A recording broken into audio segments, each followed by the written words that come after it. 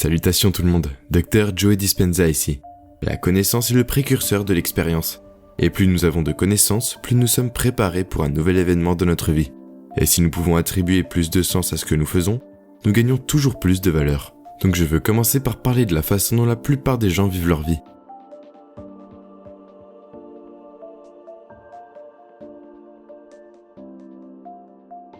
C'est un fait, scientifiquement, que votre cerveau est organisé pour refléter tout ce que vous savez dans votre vie. Votre cerveau est un enregistrement de toutes les choses que vous avez apprises intellectuellement et de toutes les choses que vous avez vécues dans votre vie. En d'autres termes, votre cerveau est un artefact. Maintenant, la plupart des gens se réveillent le matin et pensent à leurs problèmes. Ils pensent à eux-mêmes et commencent à s'ancrer dans certains sentiments et émotions qui réaffirment leur personnalité. Et puisque ces sentiments et ces émotions sont le produit final d'expériences passées, parce que c'est ce que sont les émotions, alors les gens commencent à s'ancrer chimiquement dans le passé. Alors ils pensent neurologiquement dans les circuits de leur cerveau qui sont connectés au passé. Et ils se sentent émotionnellement et chimiquement dans les limites de ces expériences passées. Et donc, la personnalité de la plupart des gens, ou leur état d'être, est définie par le passé. Et si les pensées sont le langage du cerveau et les sentiments sont le langage du corps, alors la façon dont la plupart des gens pensent neurologiquement et ressentent chimiquement les fait fonctionner comme un soi prévisible lié au passé. Maintenant, nous pouvons appeler cela, pour la plupart, notre réalité passée et présente. Parce qu'une fois que nous ancrons la conscience dans le cerveau et le corps et dans un état d'être, alors nous pourrions dire que nos comportements, nos choix, les expériences qui nous attendent et comment ils vont se sentir deviendront très prévisibles. Ainsi, les gens ont tendance à avoir les mêmes pensées, ils font les mêmes choix, ils démontrent les mêmes comportements qui créent les mêmes expériences. Tout cela pour l'émotion familière qu'on appelle l'ancienne personnalité ou l'ancien soi. Maintenant, ce CD consiste à vous définir comme une vision du futur au lieu d'un souvenir du passé. Alors, pour que vous passiez de l'ancien soi au nouveau soi, l'un des ingrédients qui vous aide à le faire est la conscience. Or, la conscience est prise de conscience. Et la conscience prête attention et remarque. Ainsi, plus vous êtes conscient de votre soi inconscient, moins vous serez inconscient au cours de votre journée. Maintenant, j'ai choisi 2 moments très précis pour ces méditations. La première chose, quand vous vous réveillez le matin, je vais vous demander de faire de la méditation du matin, parce que la chimie de votre cerveau passe de la mélatonine à la sérotonine. Et parallèlement à cela, vos ondes cérébrales passent de delta à theta à alpha à bêta, de votre subconscient à votre conscience. La porte du subconscient s'ouvre le matin. Donc si vous commencez à penser à une nouvelle réalité pour vous-même, vous commencez à penser à une nouvelle expérience que vous aimeriez voir. Si vous commencez à contempler une nouvelle façon d'être, et vous commencez à prendre un peu de temps dans votre vie bien occupée et à penser à une future expérience qui vous attend, le simple processus de réflexion et de contemplation est le processus de construction neurologique de votre cerveau. Et donc, nous allons vous demander de réfléchir à une réalité future que vous voudrez peut-être expérimenter. Un changement en vous que vous aimeriez embrasser. Un type d'événement qui vous attend dans le domaine quantique. Lorsque vous commencez à penser et à spéculer sur un futur nouvel événement, le lobe frontal s'allume. C'est le couronnement de l'être humain. C'est le centre créatif. Et lorsque vous commencez à poser les questions hypothétiques, les questions spéculatives, à quoi cela ressemblerait-il? Comment serait-il? Quel avenir m'attend? Qu'est-ce que je veux? Alors que vous posez ces questions sur le lobe frontal, parce que le lobe frontal est connecté à toutes les autres parties du cerveau, comme un grand chef symphonie, il commence à observer tout le paysage cérébral.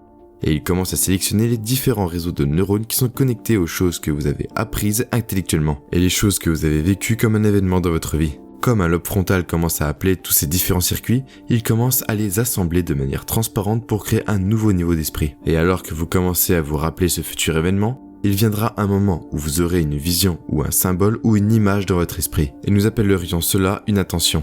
Et alors que vous commencez à forcer votre cerveau à déclencher de nouvelles séquences, de nouveaux schémas et de nouvelles combinaisons, vous commencez à réorganiser les circuits de votre cerveau pour commencer à changer le cerveau pour donner l'impression que ce futur événement s'est déjà produit. Maintenant, votre cerveau n'est plus un enregistrement du passé.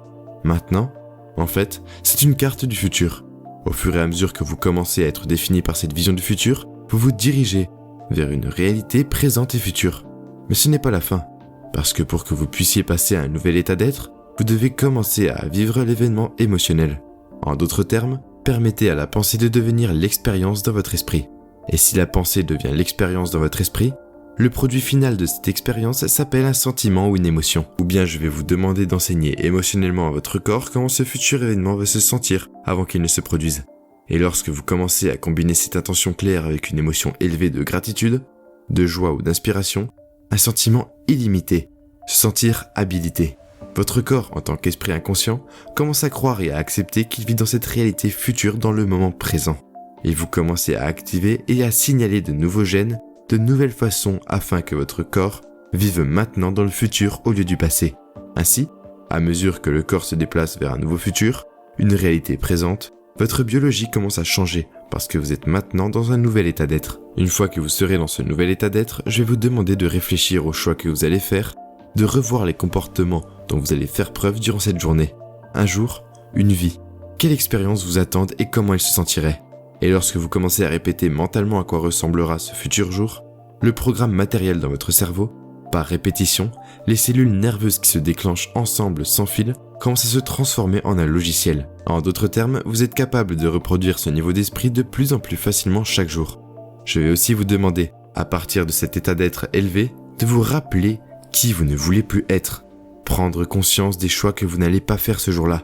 Car le plus difficile dans le changement est de ne pas faire le même choix que la veille. Et l'autre difficulté du changement est que nous devenons inconscients. Alors si vous êtes conscient des pensées que vous n'allez pas laisser échapper par votre conscience qui vous fait retourner à l'ancien soi, si vous êtes conscient des choix que vous n'allez pas faire en ce jour, si vous êtes conscient des habitudes et des comportements qui vous font revenir à l'ancienne personnalité qui est liée à l'ancienne réalité personnelle, en d'autres termes, ne plus blâmer ou se plaindre ou dire du mal de quelqu'un, quel qu'il soit. Et puis vous pensez aux expériences que vous allez éviter et aux émotions qui vous amènent à un dénominateur inférieur. Je vous demande d'un état élevé parce que vous vous sentez différemment, de regarder l'ancien soi au lieu de regarder l'ancien soi d'un dénominateur inférieur et d'un niveau inférieur. Donc ce processus d'être conscient de votre soi inconscient, ce processus simple vous permet de rester conscient. Ce processus est très important. À la fin de la méditation, une fois que vous avez compris, je vais vous demander de vous souvenir de cette intention et de commencer à réfléchir à ce que vous ressentirez si cet événement se produisait. Et alors vous commencez à élever votre état. Je vais vous demander de diffuser cette énergie dans le champ, où tout ce que vous diffusez dans le champ est votre expérience avec le destin. Puis, nous retournerons dans cet état d'être une fois de plus et la méditation sera terminée. Et je vais vous demander de vous lever vers quelqu'un d'autre. La deuxième méditation est une méditation d'autocorrection. Nous allons déjà entrer dans différentes ondes cérébrales. Alors que la nuit arrive, votre esprit analytique ralentira. La chimie de votre cerveau va changer. Vos ondes cérébrales passeront lentement de bêta à alpha. Et donc, ce sera une simple méditation pour que vous révisiez comment vous avez fait pendant la journée. Maintenant, je veux que vous fassiez cette méditation juste avant de vous endormir le soir. Je veux que vous vous asseyez dans votre lit ou à côté de votre lit. Et je veux que vous passiez par la méditation. Et lorsque vous avez terminé la méditation, il serait préférable que vous puissiez simplement vous allonger et vous endormir. De cette façon, vous programmez votre système nerveux autonome et votre esprit subconscient encore plus loin de votre avenir. Et parce que la chimie de notre cerveau change, parce que votre cerveau change dans son rythme circadien de la lumière du jour à la nuit, vous vous abandonnez déjà naturellement à cela. Je vais vous demander de revoir comment vous avez fait. Quel choix avez-vous fait quand vous êtes tombé de grâce, quand vous êtes devenu inconscient? Comment pourriez-vous faire quelque chose de mieux si vous aviez une autre opportunité? Et puis je vais vous demander de vous remettre dans cette situation et de répéter une meilleure façon d'être. Quelles connaissances pourriez-vous utiliser comme précurseur pour produire une meilleure expérience?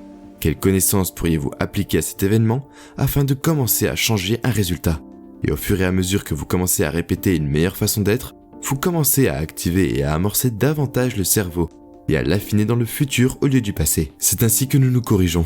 En d'autres termes, si vous vous voyez donner une conférence publique et que vous vous regardiez le faire, vous touchiez votre visage, vous mettiez un doigt dans l'oreille.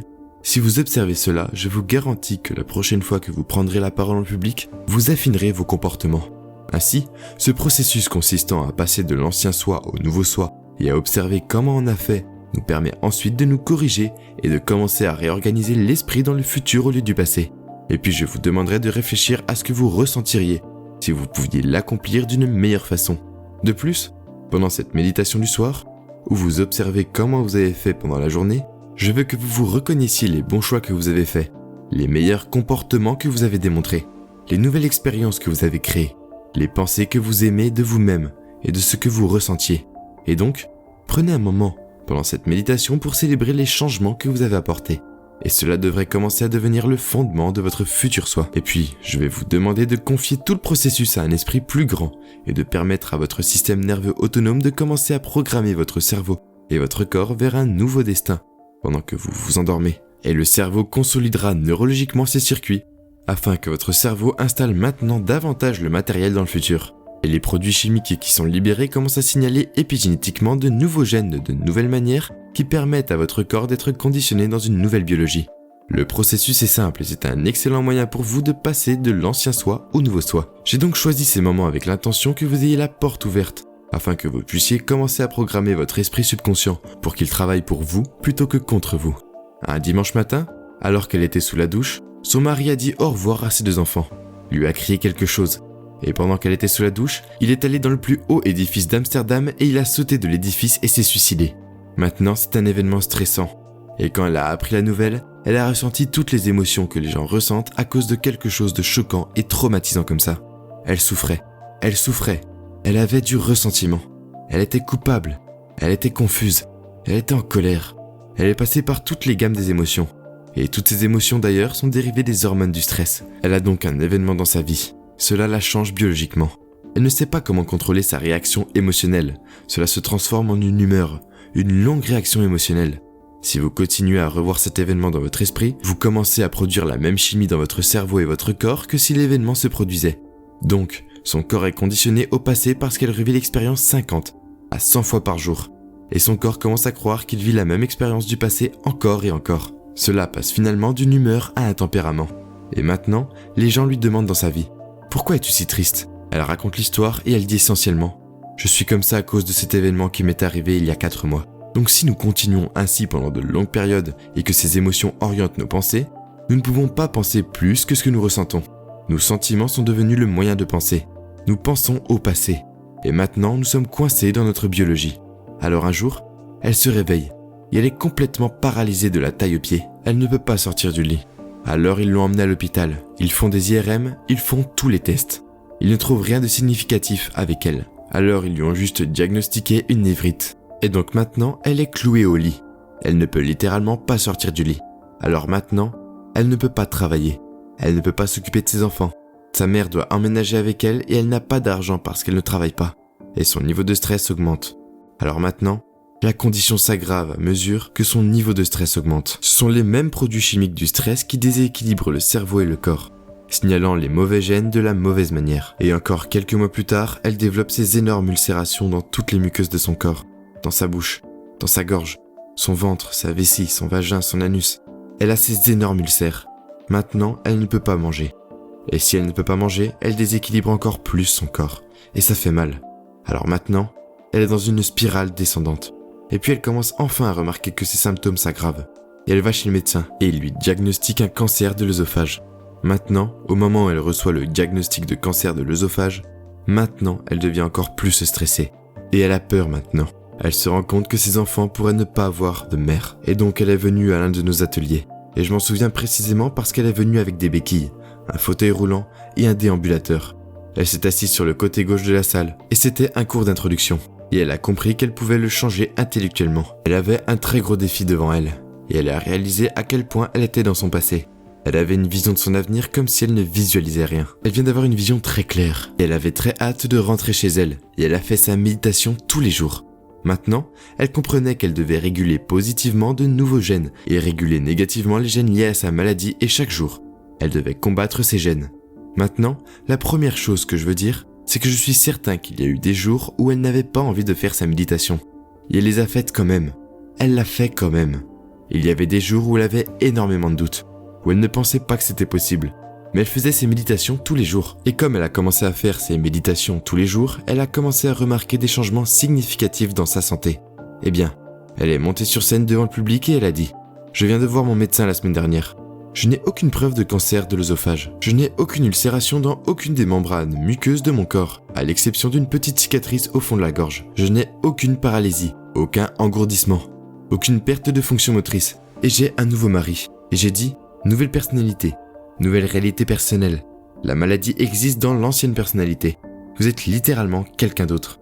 Et j'ai dit, quand vous repensez à cet événement qui s'est produit dans votre passé, comment vous sentez-vous ? Et elle a dit, c'était mon plus grand professeur. Et j'ai dit, avez-vous une émotion quand vous pensez à cet événement ? Et elle m'a répondu, non. Et j'ai dit, la mémoire sans la charge émotionnelle s'appelle la sagesse. Et c'est le nom du jeu ici. Vous êtes prête pour une nouvelle vie.